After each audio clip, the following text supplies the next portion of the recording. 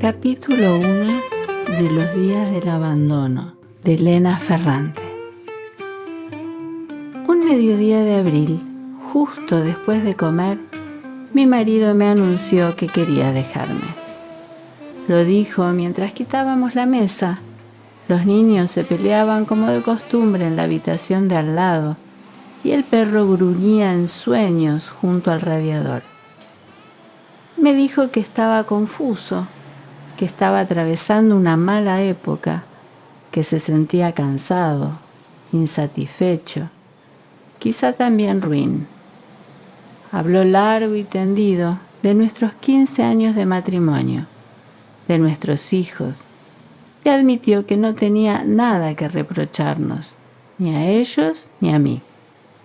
Mantuvo la compostura, como siempre, aparte de un movimiento exagerado de la mano derecha, cuando me explicó, con una mueca infantil, que unas voces sutiles, una especie de susurro, lo empujaban hacia otro lado.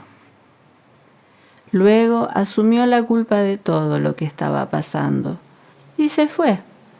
Cerró con cuidado la puerta de casa y me dejó petrificada junto al fregadero.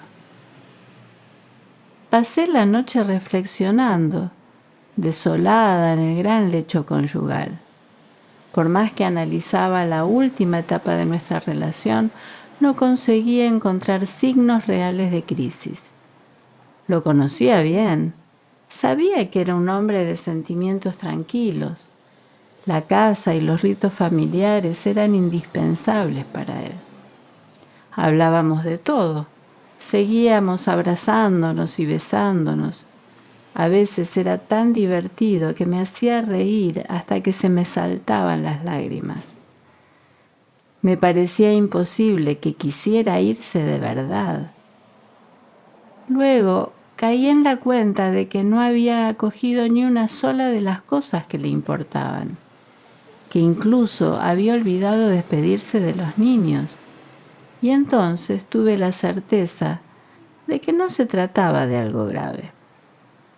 Estaba atravesando uno de esos momentos que se cuentan en los libros, cuando un personaje reacciona de modo ocasionalmente exagerado al normal descontento de vivir. Por otro lado, no era la primera vez. A fuerza de dar vueltas en la cama, recordé el momento y los hechos. Muchos años antes, cuando solo llevábamos juntos 6 meses, me había dicho, después de besarme, que prefería no verme más. Yo estaba enamorada de él, y al oírlo se me heló la sangre en las venas. Sentí frío. Él se había ido y yo me había quedado en el parapeto de piedra que hay debajo del San Telmo, mirando la ciudad pálida y el mar. 5 días después, me llamó por teléfono. Estaba bochornado, se justificó, me dijo que había experimentado un súbito vacío de sentido. Aquella expresión se me quedó grabada. Estuvo rondándome la cabeza durante mucho tiempo. Volvió a usarla mucho tiempo después. Hacía unos 5 años.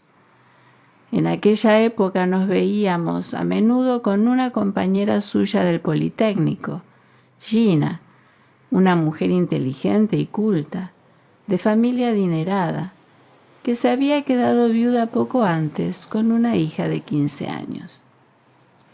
Llevábamos solo unos meses viviendo en Turín y ella nos consiguió una bonita casa junto al río.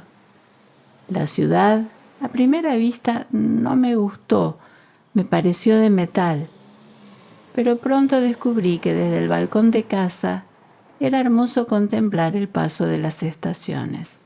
En otoño se veía el verde del Parque Valentino amarillear o arrebolarse, deshojado por el viento, y las hojas revoloteaban por el aire brumoso y se alejaban sobre la lámina gris del Po. En primavera llegaba del río una brisa fresca y reluciente que animaba los brotes nuevos en las ramas de los árboles. Me adapté fácilmente, sobre todo porque madre e hija se desvivieron por hacerme la vida fácil. Me ayudaron a familiarizarme con las calles y me acompañaron a los comercios de confianza. Pero se trataba de amabilidades con un trasfondo ambiguo. En mi opinión, no había duda de que Gina se había enamorado de Mario. Demasiadas salamerías. A veces yo le gastaba bromas muy explícitas. Le decía: «¿Te ha llamado por teléfono tu novia?». Él se defendía con cierta complacencia y nos reíamos. Pero con el tiempo las relaciones con aquella mujer se hicieron más estrechas y no pasaba un día sin que llamase por teléfono.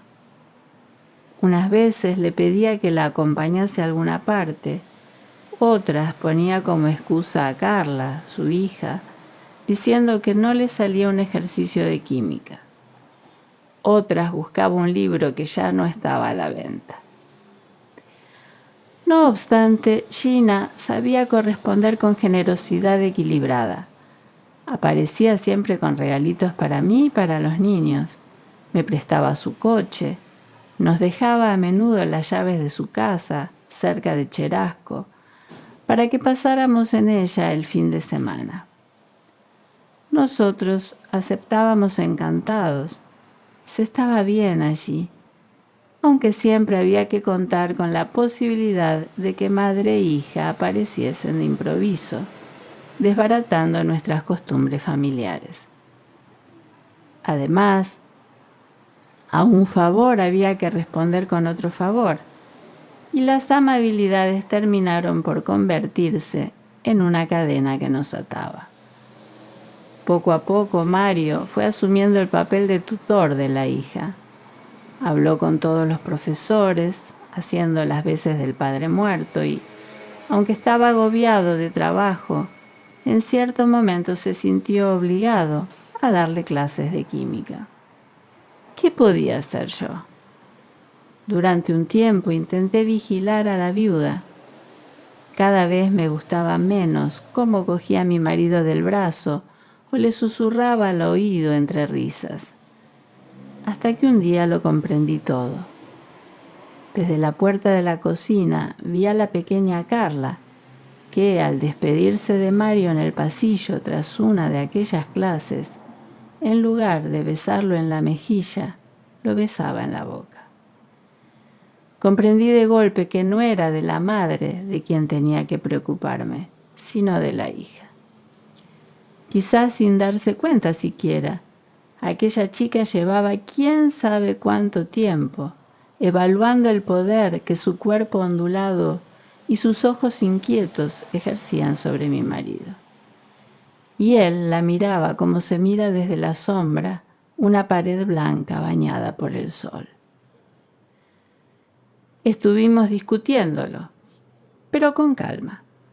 Yo odiaba los tonos de voz altos, los movimientos demasiado bruscos. Mi familia era de sentimientos ruidosos, extrovertidos, y yo, sobre todo en la adolescencia, incluso cuando me quedaba callada, tapándome los oídos en un rincón de la casa de Nápoles, agobiada por el tráfico de la vía Salvator Rosa, sentía dentro de mí una vida desbordante y tenía la impresión de que en cualquier momento se desencajaría todo por culpa de una frase demasiado hiriente o de un gesto poco sereno del cuerpo.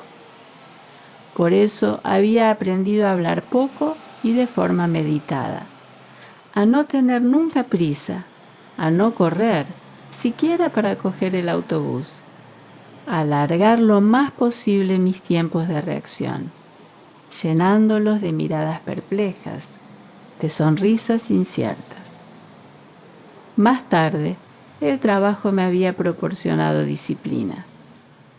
Había dejado la ciudad con la intención de no volver nunca y había estado 2 años en la oficina de reclamaciones de una compañía aérea en Roma.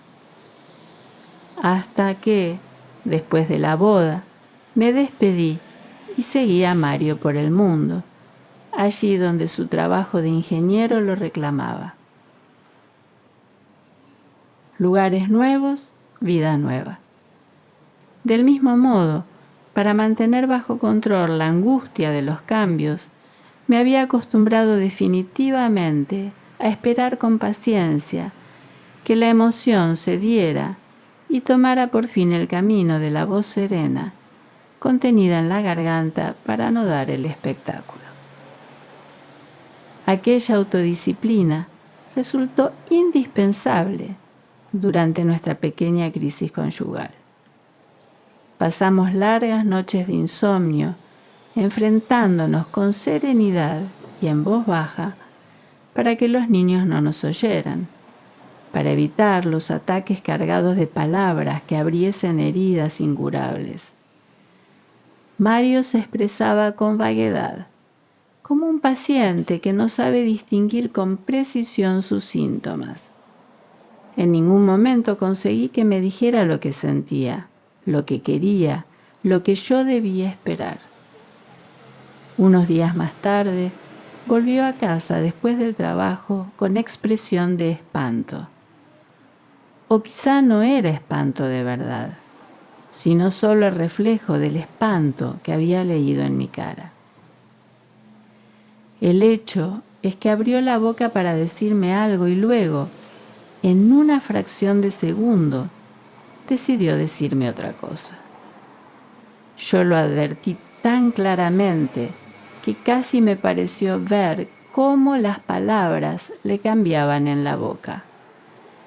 Pero dejé a un lado la curiosidad de saber a qué frases había renunciado.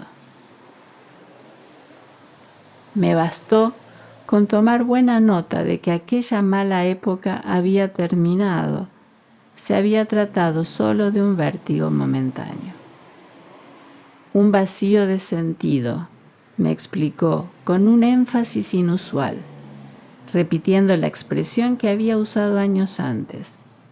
Se le había metido en la cabeza de un modo que le impedía ver y oír de la forma habitual, pero ya había pasado.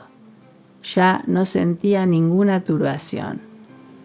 A partir del día siguiente, dejó de ver tanto a Gina como a Carla. Interrumpió las clases de química y volvió a ser el hombre de siempre. Esos eran los pocos e irrelevantes incidentes de nuestra historia sentimental. Aquella noche los examiné detalladamente. Luego me levanté, desesperada por el sueño que no llegaba, y me preparé una manzanilla. Mario es así, me dije, tranquilo durante años, sin un solo instante de desorientación, y de repente lo trastorna una tontería. También esa vez lo había perturbado algo, pero no debía preocuparme, solo había que darle tiempo para que se recuperase.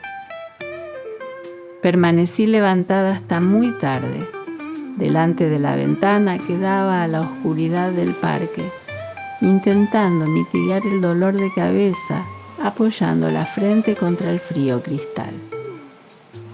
Me despabilé cuando oí el ruido de un coche que aparcaba. Miré hacia abajo. No era mi marido. Vi al músico del cuarto piso, un tal Carrano, que subía por el paseo con la cabeza gacha, llevando en bandolera un voluminoso instrumento en su funda. Cuando desapareció bajo los árboles de la plazoleta, apagué la luz y volví a la cama. Era solo cuestión de días. Luego todo se arreglaría.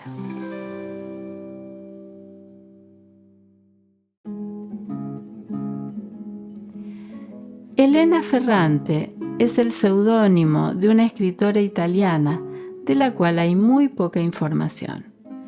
Algunos afirman que nació en Nápoles, luego se mudó a Grecia y finalmente a Turín. En una entrevista otorgada vía correo electrónico al periodista Paolo Di Stefano, Ferrante declaró: No me arrepiento de mi anonimato. Descubrir la personalidad de quien escribe a través de las historias que propone, de sus personajes, de los objetos y paisajes que describe, del tono de su escritura, no es ni más ni menos que un buen modo de leer. En 2002 publicó I giorni dell'abbandono, Los días del abandono, que en 2004 fue traducida al español. Con La amiga estupenda de 2011 inició una serie de 4 novelas que componen el Cuarteto Napolitano y que la lanzaron a la fama. En ellas se traza la emotiva amistad de toda la vida entre dos mujeres de la Nápoles de posguerra y hasta el presente. La identidad de la novelista es un secreto incluso para su traductora al inglés desde hace largo tiempo, Anne Goldstein, que la ha ayudado a saltar a la popularidad mundial. Si bien se han intercambiado mails directamente, algo menos de un puñado de veces durante los casi 20 años en que Goldstein ha manejado las obras de Ferrante, la mayor parte de la correspondencia entre ambas pasa a través de Ozzola. He traducido a muchos autores muertos, así que estoy acostumbrada a tener que resolver yo sola, adujo Goldstein.